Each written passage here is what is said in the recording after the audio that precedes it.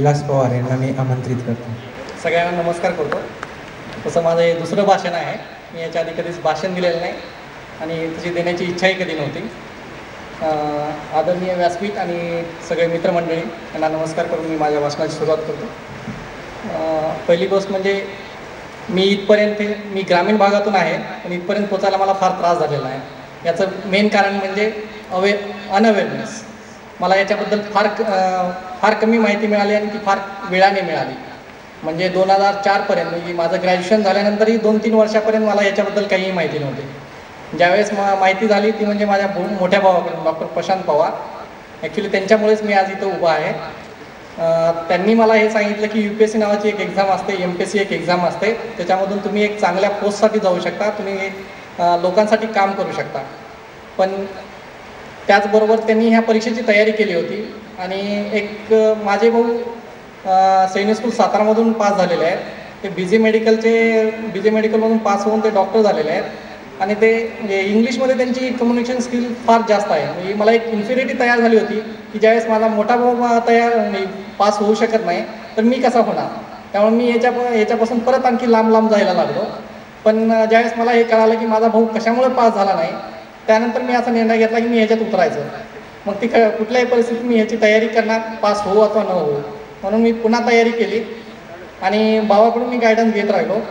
पण मला insufficient guidance मिळालं. मी 2007पर्यंत फक्त मी वाचत राहिलो. याचा अर्थ मला ॲक्च्युली ह्या एक्झामची तशी बऱ्यापैकी माहिती मिळालेली नाही आहे. आणि ज्यावेळेस 2007मध्ये मी परीक्षा दिली, पहिली प्रिलिम दिली, त्यावेळेस मला हे लक्षात आलं की मी करू शकतो. आणि ज्यावेळेस प्रिलिमचा रिझल्ट यायच्या आधी मी भरपूर लोकांना विचारलं की माझा रिझल्ट मी अशी एक्झाम दिलेली आहे. तर भरपूर लोकांनी सांगितलं की तुझा रिझल्ट फार कमी आहे, तू होऊ शकत नाहीस, ह्यावेळेस होऊ शकत नाही. त्यानंतरही मला परत एक इन्फिनिटी जाणवली की बाबा आता ही पहिला अटेम्प्ट गेलेला आहे, आता पुढे काय. म्हणून मी पूर्ण UPSC परत ड्रॉप केली आणि मी MPSCसाठी करायला लागलो. आणि 2 महिने मी MPSCचा अभ्यास केल्यानंतर ज्यावेळेस की MPSC 2 दिवसावर होती त्यावेळेस UPSCचा रिझल्ट आला की मी पास झालो. आणि मग मला समजलं की बाबा मी पास होऊ शकतो, पण ह्या अटेम्प्टमध्ये मी पास होणार नाही. परत ही एक इन्फिनिटी झाली कारण मी 2 महिने ऑलरेडी घालवले होते आणि मी त्याच इन्फिनिटीमध्ये मी 2 महिने पुढे अभ्यास केला, पण ह्या धर्तीने केला की मी पास होणार नाही. आणि ज्यावेळेस मार्क्स आले, मेन्सचे ज्यावेळेस मार्क्स आले त्यावेळेस माझ्या असं लक्षात आलं की मी फक्त 31 मार्काने इंटरव्ह्यूला पोचू शकलो नाही. तर मला तुम्हाला एक सांगू इच्छितो की मी काय चांगलं केलं याच्यापेक्षा माझ्याकडून काय चुका झाल्या ह्या तुम्ही करू नका. ज्यावेळेस मी तुम्हाला पर्सनली किंवा नंतर पुन्हा सांगेलच, पण एक लक्षात ठेवा, ग्रामीण भागातून जर आला असेल तर तुमची अवेअरनेस लेवल फार वाढवा. पुस्तकं वाचा. माझ्याकडे मी वाचत नाही, माझे रीडिंग हॅबिट नाही आहे. दुसरी गोष्ट मला भाषणाची किंवा जास्त बोलण्याची सवयही नाही आहे. तर तुम्ही एक जे ग्रामीण भागातून किंवा शहरातून जरी आले असले तर ग्रामीण भागातून जे आलेले आहेत त्यांच्यासाठी मी एक सांगू इच्छितो की तुम्ही तिथपर्यंत मेसेज पोहोचवा. त्याचबरोबर तुम्हाला ह्याच्याबद्दलची जेवढी जास्त माहिती गोळा करता येईल तेवढी जास्त माहिती गोळा करा. कारण जोपर्यंत तुम्हाला व्यवस्थित माहिती होत नाही तोपर्यंत तुम्ही इथपर्यंत पोहोचू शकत नाही. आणि मी एक BE मेकॅनिकल इंजिनियर आहे. मी लातूरमधून झालेलो आहे. इंजिनिअरिंग झाल्यानंतर मी 1 वर्ष जॉब केला. मला जॉबच करायचा होता, पण भाऊ झाला नसल्यामुळे मी याच्यामध्ये एंट्री केली. भावानं मला तसं बरंच गायडन्स केलं, पण त्यालाही इन्सफिशियंट गायडन्स असल्यामुळं मीही 2-3 वर्ष माझे घालवले. दुसरी गोष्ट म्हणजे ऑप्शनल चूज करताना मी एक इंजिनिअरिंगचा स्टुडंट आहे म्हणून मी मॅथमॅटिक्स चूज केला. त्याच्यामध्ये मी माझे 2 वर्ष घालवले. तर मी ज्या प्रकारे चुका केलेल्या आहेत त्या प्रकारे कृपा करून चुका करू नका. त्यासाठी गायडन्स आपल्या सरांकडून घ्या, कारण ते एकदम बेस्ट गायडन्स करतात. ज्यावेळेस पण मला गरज होती त्यावेळेस सरांनी मला भरपूर मदत केलेली आहे.